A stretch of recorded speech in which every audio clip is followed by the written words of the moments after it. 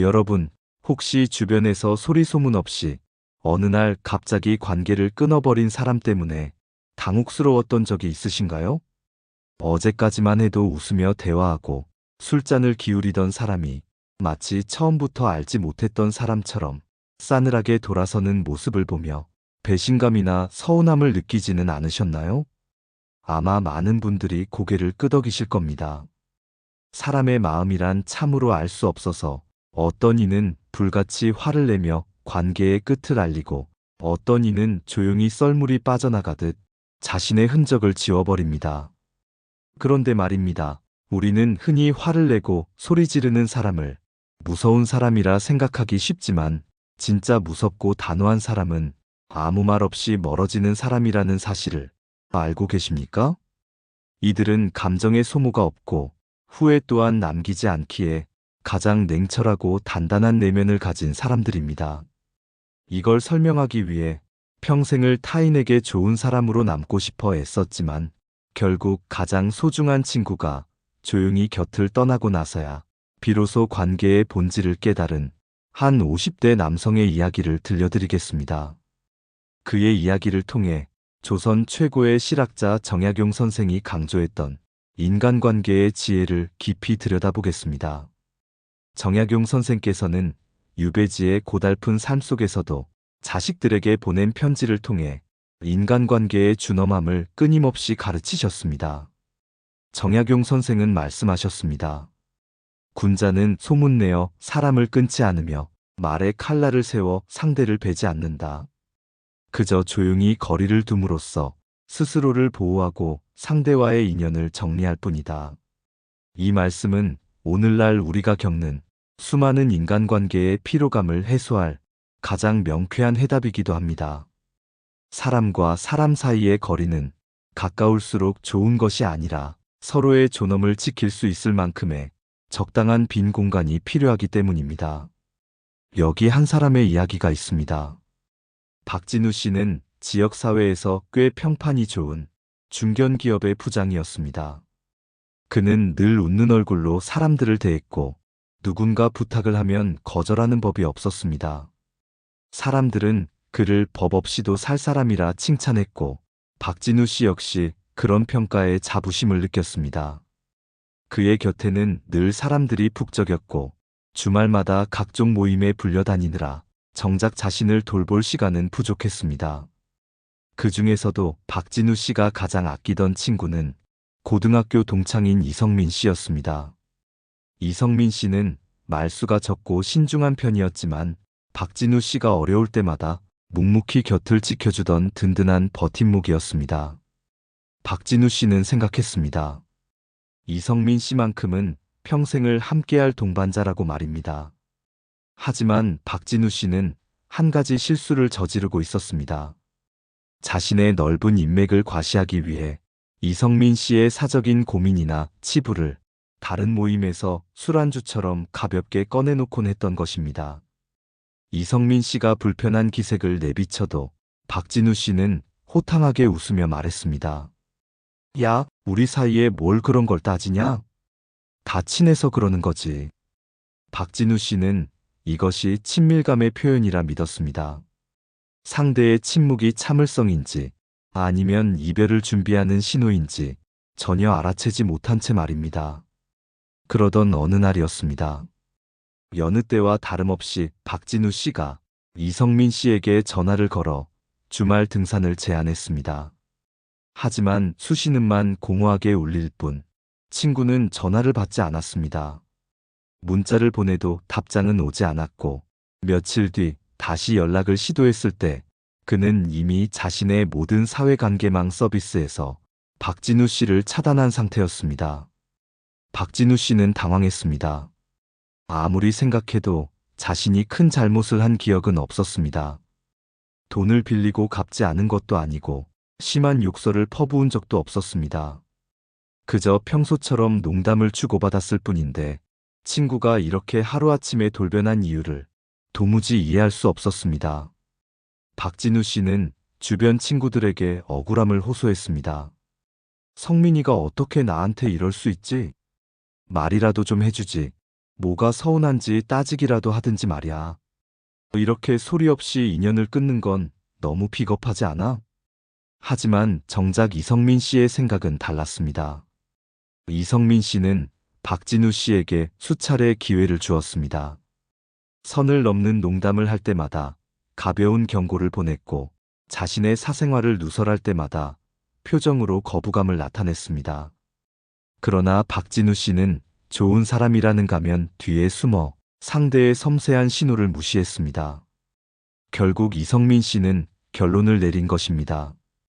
이 관계는 더 이상 고쳐 쓸 수 없으며 말을 섞어봐야 감정의 골만 깊어질 뿐이라는 사실을 말입니다.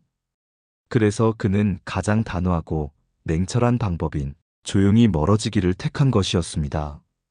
정약용 선생께서는 이러한 상황을 두고 언행이 신중하지 못한 자와는 깊은 도를 논하지 말라고 경고하셨습니다. 또한 선생은 유배지에서 아들들에게 보낸 편지에서 인간관계의 기술보다 중요한 것은 자신의 내면을 닦는 신독의 자세라고 강조하셨습니다. 신독이란 홀로 있을 때에도 도리에 어긋남이 없도록 스스로를 살피고 삼가는 태도를 의미합니다. 조용히 멀어지는 사람들은 이미 신독의 가치를 아는 사람들입니다. 그들은 타인에게 에너지를 쏟아붓기보다 자신의 내면이 상처받지 않도록 경계선을 긋는 일에 더 집중합니다. 박진우 씨가 느끼는 배신감은 사실 그가 상대를 존중하지 않았던 시간들에 대한 뒤늦은 대가에 불과했습니다. 여러분, 조용히 멀어지는 사람이 가장 무서운 이유는 그들에게는 다시 돌아갈 다리가 없기 때문입니다. 화를 내는 사람은 아직 관계에 대한 미련이 남아 있습니다. 나 지금 화났으니까 내 기분 좀 풀어줘. 너의 이런 행동이 싫으니까 고쳐줘라는 마지막 구조 요청을 보내고 있는 셈입니다. 하지만 냉철한 사람은 그런 요청조차 무의미하다고 느낍니다. 상대가 변하지 않을 것임을 이미 통찰했기에 자신의 에너지를 낭비하지 않고 깔끔하게 마침표를 찍는 것입니다. 이들은 관계를 끊기 전까지 수없이 많은 시간을 고민하고 인내합니다. 한 번의 사건으로 돌아서는 것이 아니라 수백 번 쌓인 작은 균열이 임계점에 도달했을 때 비로소 뒤도 돌아보지 않고 떠나는 것입니다. 이런 단호함은 차가운 심장이 아니라 오히려 뜨거운 진심을 가졌던 사람들이 그 진심이 훼손되는 것을 견디다 못해 스스로를 구원하기 위해 선택하는 최후의 수단입니다. 그렇다면 우리는 이러한 지혜를 바탕으로 복잡한 인간관계를 어떻게 정리하고 대처해야 할까요? 정약용 선생의 가르침을 빌려 4가지 구체적인 실천 방안을 제시해 드리고자 합니다. 첫째로, 말의 무게를 천금같이 여겨야 합니다. 정약용 선생은 말씀하셨습니다. 생각 없는 말 한마디가 평생의 원수가 된다. 말을 내뱉기 전에 3번을 생각하고 그 말이 상대의 가슴에 화살로 꽂히지는 않을지 살펴라. 박진우 씨처럼 친하다는 이유로 상대의 비밀을 가볍게 옮기는 행위는 상대의 신뢰라는 성벽을 밑바닥부터 무너뜨리는 일입니다. 조용히 떠나는 사람들은 대개 상대의 가벼운 입놀림에 지친 이들입니다. 누군가 나를 믿고 털어놓은 이야기는 무덤까지 가져가겠다는 결연한 의지가 필요합니다. 입을 닫고 귀를 여는 것만으로도 우리는 소중한 인연을 잃지 않을 수 있습니다. 둘째로, 상대의 침묵을 경청해야 합니다. 많은 사람들이 큰 소리로 주장하는 말에는 귀를 기울이지만 상대의 무거운 침묵 뒤에 숨겨진 슬픔과 실망은 그냥 지나치기 일쑤입니다. 만약 여러분 곁에 누군가가 갑자기 말수가 줄어들거나 예전처럼 웃지 않는다면 그것은 관계의 적신호일 가능성이 큽니다. 그때 필요한 것은 더 많은 말이 아니라 요즘 힘들지는 않니? 라는 진심 어린 물음과 그동안의 무심함에 대한 자기 성찰입니다. 단호한 사람이 조용히 떠나기 전에 보내는 마지막 침묵의 신호를 읽어낼 수 있어야 합니다. 셋째로, 스스로의 가치를 타인의 평가에 맡기지 말아야 합니다. 정약용 선생은 유배지라는 극한의 외로움 속에서도 남들이 알아주기를 바라지 않고 오직 자신의 학문과 수양에만 전념하셨습니다. 선생은 말씀하셨습니다. 남이 나를 귀하게 여겨주기를 바라지 말고 내가 나를 귀하게 여길 수 있는 행동을 하라. 조용히 멀어지는 사람들은 타인에게 인정받기 위해 자신을 희생하지 않습니다. 자신을 갉아먹는 관계라고 판단되면 비록 외로워질지언정 그 자리를 박차고 나옵니다. 우리 역시 품격 있는 인간관계를 원한다면 누구에게나 좋은 사람이 되려는 강박에서 벗어나야 합니다. 나를 지키는 냉철함이 있을 때 비로소 타인과의 관계도 건강하게 유지될 수 있습니다. 넷째로, 거절을 두려워하지 않는 냉철함을 길러야 합니다. 거절하지 못하는 마음은 친절이 아니라 비겁함일 수 있습니다. 상대의 무리한 요구를 억지로 들어주다 보면 결국 속마음에는 원망이 쌓이게 되고 그 원망은 예기치 못한 순간에 폭발하여 관계를 망칩니다. 정약용 선생은 안 되는 것은 안 된다고 분명하게 말하는 것이 오히려 상대를 위하는 길이라고 하셨습니다. 단호하게 거절하되 그 과정에서 예의를 잃지 않는 것, 그것이 성숙한 어른의 태도입니다. 조용히 멀어지는 사람들은 거절의 기술을 아는 사람들입니다. 그들은 안 되는 것에 매달려 서로를 괴롭히느니 깔끔하게 관계의 선을 긋는 쪽을 선택합니다. 박진우 씨의 사례로 다시 돌아가 보겠습니다. 친구 이성민 씨가 떠난 후 박진우 씨는 깊은 우울감에 빠졌습니다. 하지만 정약용 선생의 글을 읽으며 그는 비로소 자신의 삶을 되돌아보게 되었습니다. 자신이 그동안 맺어왔던 수많은 관계들이 얼마나 얕고 가벼운 것이었는지 깨달은 것입니다. 그는 사람들을 모아놓고 떠벌리던 습관을 버렸습니다. 대신 서재에 앉아 책을 읽고 자신의 내면을 들여다보는 시간을 가졌습니다. 무엇보다 소중한 것은 많은 사람의 박수가 아니라 진심을 나눌 수 있는 단 한 사람과의 깊은 신뢰라는 사실을 뼈저리게 느꼈습니다. 1년 뒤 박진우 씨는 이성민 씨에게 짧은 편지를 보냈습니다. 자신의 잘못을 구구절절 변명하지 않았습니다. 그저 네가 왜 떠났는지 이제야 알 것 같다. 미안했고 고마웠다는 진심만을 담았습니다. 답장은 오지 않았지만 박진우 씨는 이전보다 훨씬 평온한 마음을 갖게 되었습니다.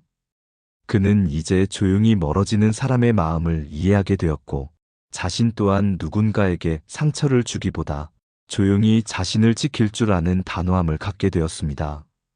여러분, 단호함과 냉철함은 차가운 얼음과 같은 것이 아닙니다. 그것은 자신의 삶을 소중히 여기는 마음에서 나오는 강력한 방어 기제입니다. 우리는 때로 너무 많은 사람들에게 너무 많은 문을 열어두고 삽니다. 그 문으로 들어온 사람들이 나의 정원을 짓밟고 소중한 꽃들을 꺾어가도 그저 허허 웃으며 방치하고 있지는 않습니까? 만약 그렇다면 여러분도 정약용 선생의 가르침을 따라 가끔은 조용히 문을 닫고 거리를 둘 필요가 있습니다. 인간관계는 양보다 질입니다. 내 곁에 100명의 아는 사람이 있는 것보다 내 영혼을 이해하는 단 한 명의 친구가 있는 것이 성공한 인생이라 할 수 있습니다. 조용히 멀어지는 사람들을 비난하지 마십시오. 그들은 비겁한 도망자가 아니라 더 이상 상처받지 않기로 결심한 용기 있는 사람들입니다. 또한 여러분 자신이 그런 사람이 되는 것을 두려워하지 마십시오. 나를 존중하지 않는 사람, 나의 가치를 깎아내리는 관계에서 조용히 발을 빼는 것은 스스로에 대한 가장 큰 예의입니다. 정약용 선생은 말씀하셨습니다. 삶은 결국 홀로 가는 길이다. 그 길에서 만나는 인연들에 최선을 다하되 인연이 다했을 때는 미련 없이 손을 놓아라. 그것이 대장부의 기계여 지혜로운 자의 도리이다. 현대 사회를 살아가는 우리에게 가장 필요한 덕목은 어쩌면 떠나야 할 때를 알고 조용히 짐을 싸는 냉정함일지도 모릅니다. 감정의 소용돌이에 휘말려 서로에게 상처를 주고받는 대신 강물처럼 흐르다 어느 순간 조용히 바다로 스며드는 것처럼 그렇게 인연을 정리하는 법을 배워야 합니다. 그것은 결코 상대에 대한 증오 때문이 아닙니다. 오히려 함께했던 시간의 최소한의 예의를 지키기 위해 추한 뒷모습을 보이지 않으려는 가장 고결한 선택인 것입니다. 여러분, 지금 주변을 한번 둘러보십시오. 나의 에너지를 뺏어가기만 하는 관계는 없습니까? 나를 진심으로 아끼는 척하면서 뒤에서는 나의 불행을 즐기는 사람은 없습니까? 그런 사람이 있다면 굳이 싸우려 들지 마십시오. 그들을 가르치려 들지도 마십시오. 그저 정약용 선생의 지혜를 빌려 조용히 거리를 두십시오. 연락 횟수를 줄이고 함께하는 시간을 줄이며 나의 마음속에서 그들의 자리를 지워나가십시오. 그것이 가장 확실하고도 뒤끝 없는 복수이자 나를 지키는 최선의 방법입니다. 말이 많은 세상입니다. 모두가 자신의 억울함을 호소하고 타인을 비난하며 시끄럽게 소리 지릅니다. 이런 소란스러운 세상 속에서 말없이 침묵으로 자신의 의사를 표시하는 사람의 무게는 결코 가볍지 않습니다. 그들의 단호함은 깊은 사유 끝에 얻어진 결과물이며 그들의 냉철함은 자신을 사랑하는 마음에서 빚어진 단단한 방패입니다. 여러분도 그런 단단한 내면을 가지시길 바랍니다. 타인에게 휘둘리지 않고 자신의 가치관에 따라 묵묵히 길을 걸어가는 사람, 필요할 때는 조용히 돌아설 줄 아는 용기를 가진 사람, 그런 사람이 진정으로 품격 있는 노후를 맞이할 수 있습니다. 인간관계의 고통은 대개 미련에서 옵니다. 끊어야 할 때 끊지 못하고 멀어져야 할 때 붙잡으려 애쓰기 때문에 괴로운 것입니다. 정약용 선생은 유배지의 척박한 환경에서도 자신의 자존감을 잃지 않았습니다. 세상이 자신을 버렸을 때 선생은 세상을 원망하는 대신 조용히 책과 마주 앉았습니다. 그 냉철한 자기 객관화가 있었기에 우리는 오늘날 목민심서와 같은 위대한 유산을 가질 수 있게 된 것입니다. 우리 삶도 마찬가지입니다. 누군가 나를 떠났다고 해서 슬퍼할 것 없습니다. 그 자리는 더 나은 인연이 들어올 공간이 생긴 것이거나 혹은 내가 나 자신과 더 깊이 대화할 수 있는 소중한 시간이 주어진 것뿐입니다. 이제 마지막으로 정약용 선생의 말씀을 되새기며 오늘의 이야기를 갈무리하고자 합니다. 구름이 걷히면 달이 드러나듯 사람의 관계 또한 시간이 흐르면 본 모습이 드러난다. 억지로 달을 보려 구름을 쫓지 마라. 그저 고요히 앉아 때를 기다리면 진정한 인연은 맑은 빛으로 찾아올 것이요. 거짓된 인연은 바람과 함께 사라질 것이다. 여러분 곁에 남은 사람들을 소중히 여기십시오. 그리고 떠나간 사람들에게는 고요한 축복을 보내십시오. 하지만 무엇보다 중요하게 여겨야 할 것은 그 누구도 아닌 여러분 자신의 마음입니다. 단호하고 냉철하게 여러분의 마음 밭을 가꾸십시오. 잡초가 자라지 않도록, 해충이 꼬이지 않도록 날카로운 전지 가위를 들고 필요 없는 가지를 쳐내십시오. 그것이 조용히 멀어지는 사람들이 우리에게 주는 가장 큰 삶의 가르침입니다. 긴 세월을 살아보니 알게 됩니다. 떠나는 뒷모습이 아름다운 사람은 드뭅니다. 하지만 조용히 멀어지는 사람은 적어도 그 뒷모습에 추함을 남기지는 않습니다. 그들의 절제와 인내를 배우십시오. 감정을 쏟아내는 것은 쉽지만 감정을 다스리는 것은 어렵습니다. 냉철해지십시오. 그래야 상처받지 않습니다. 단호해지십시오. 그래야 이용당하지 않습니다. 조용해지십시오. 그래야 진정한 자신의 목소리를 들을 수 있습니다. 정약용 선생이 유배지의 찬 방바닥에서 홀로 견뎌내며 완성한 그 지혜가 오늘을 살아가는 여러분의 가슴 속에 단단한 이정표가 되기를 진심으로 바랍니다. 여러분은 충분히 귀하고 아름다운 존재입니다. 그 가치를 알아보지 못하는 사람들을 위해 여러분의 귀한 눈물을 낭비하지 마십시오. 조용히 멀어지는 법을 배우는 순간 여러분의 삶은 이전보다 훨씬 더 깊고 풍요로워질 것입니다. 타인의 시선에서 자유로워지고 자신의 내면과 화해하는 그 지점에서 진정한 평온이 시작됩니다. 오늘 밤은 여러분 자신에게 이렇게 속삭여 주십시오. 애썼다, 고생했다, 그리고 이제는 내려놓아도 괜찮다. 그 단호한 선언이 여러분을 더 자유롭게 할 것입니다. 감사합니다. 깨달음의 광장이었습니다.